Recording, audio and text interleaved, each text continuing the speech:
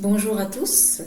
Qu'est-ce que vous allez retrouver dans cette présentation? Cette présentation parle de la gestion de projet, des notions essentielles de la gestion de projet, ce que c'est qu'un projet par rapport à un produit, un service et un processus, mais également comment on adapte une approche projet à son projet spécifique et enfin comment on gère le projet concrètement dans ses aspects de planning, de budget, de qualité, mais aussi de ressources, de risques et de communication. Donc comment on gère concrètement un projet et quelles sont les métriques qui nous permettent de mesurer si on est en phase avec ce qui a été demandé, si on atteint nos objectifs ou si on est en décalage de phase, si on est en sur- ou sous-consommation.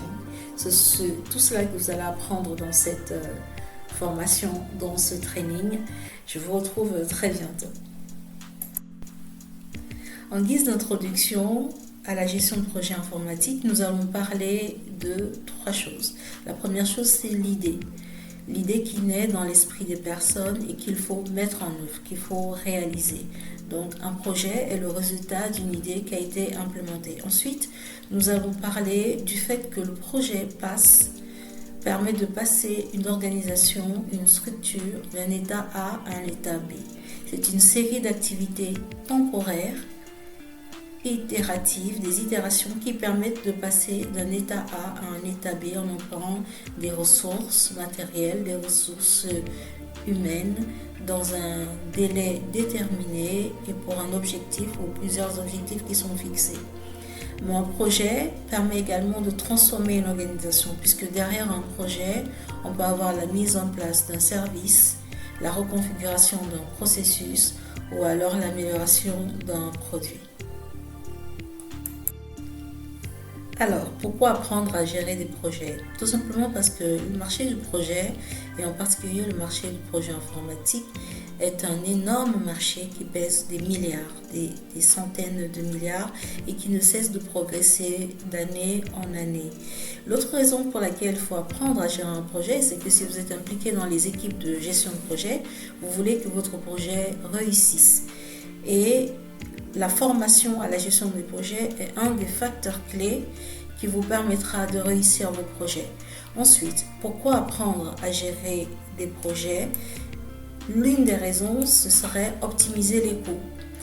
Toute une grande partie des projets, je pense que c'est 3/4 des projets, sont délivrés avec une surconsommation du budget. Ça veut dire avec un coût supérieur à celui qui était prévu initialement.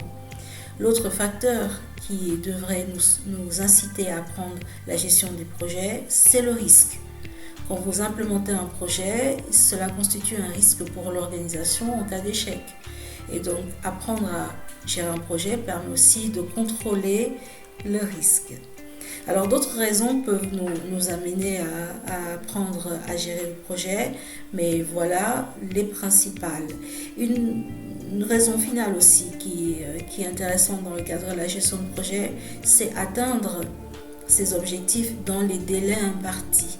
Comme vous pouvez vous en douter, si à chaque fois que vous implémentez un projet dans l'organisation, vous êtes en retard, vous pénalisez l'organisation dans son activité sur le marché et c'est donc une bonne raison d'apprendre à gérer un projet. Avant de rentrer dans le cœur du sujet, nous allons parler de quelques chiffres concernant les projets informatiques. Alors, 2/3 des projets informatiques échouent.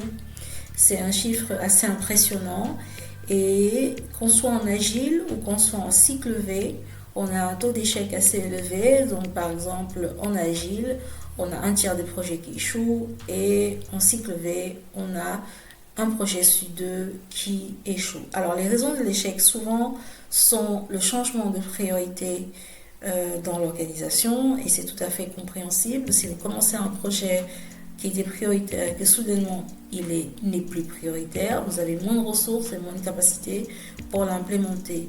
La deuxième raison la plus importante, c'est le changement des objectifs du projet. Effectivement, si les objectifs du projet changent, le périmètre change aussi et tout devient un peu plus instable. Et en dernier point, l'une des raisons d'échec d'un projet, c'est la mauvaise collecte, ou plutôt la collecte inadéquate des besoins. Et ça, c'est très important, c'est que si vous ne savez pas de quoi ont besoin les gens, vous ne saurez pas y répondre.